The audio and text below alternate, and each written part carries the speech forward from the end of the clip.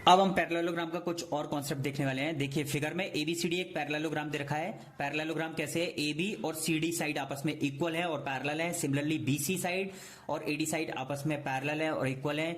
इस वाली diagonal B AD AC वाला जो डायगोनल है उसकी वैल्यू D1 है और बीडी वाला जो डायगोनल है उसकी वैल्यू D2 है। बीसी और एडी आपस में इक्वल है, इसकी वैल्यू को B ले रखा है। एबी और सीडी दोनों साइड्स पैरेलल है, इक्वल है, इसकी वैल्यू को हमने A ले रखा है। अब हम इसके कुछ फॉर्मूले देखेंगे।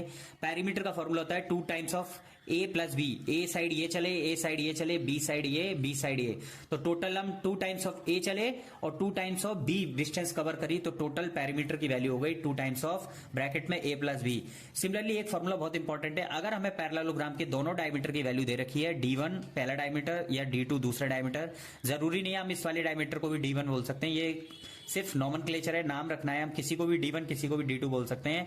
अगर हमें दोनों डायमीटर पता है तो दोनों डायमीटर का दोनों साइड से रिलेशन होता है D1 square plus D2 square is equals to 2 times of A square plus B square. ये A square plus B square bracket लगा के 2 से मल्टीप्लाई करा और D1 का स्क्वायर प्लस D2 का स्क्वायर। कोई भी D1 हो सकता है, कोई भी D2 हो सकता है, बस हमें पॉइंट ये याद रखना है कि दोनों डायगोनल का स्क्वायर करो, दोनों को आपस में ऐड करो, वो इक्वल होता है 2 टाइम्स ऑफ दोनों साइड का स्क्वायर करो, दोनों को आपस में ऐड करो।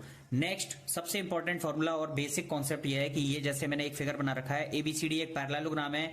इस पैरेललोग्राम से इस वाले बेस पर मैंने एक परपेंडिकुलर ड्रॉ किया, उसको बोलते हैं हाइट h1। सिमिलरली दूसरी वाली साइड पर मैंने डी वाले पॉइंट से एक परपेंडिकुलर ड्रॉ किया, इसको बोलते हैं हाइट h2 बोल दिया। अब ये बेस है, इसको साइड ए बोल दिया।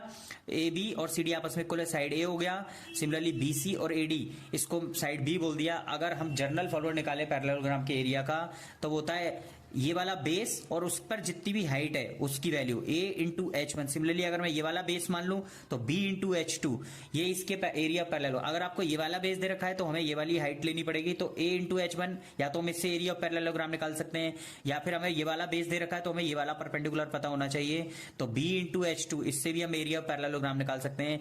तो ये दोनों ही फॉर्मूले एरिया ऑफ द पैरेललोग्राम के होते हैं। या फिर हम इसका एक रिलेशन बना सकते हैं कि अगर साइड का square a upon b equal to height उल्टी हो जाएंगी h2 अपॉन h1, ये भी एक परफेक्ट रिलेशनशिप होता है पैरेललोग्राम का।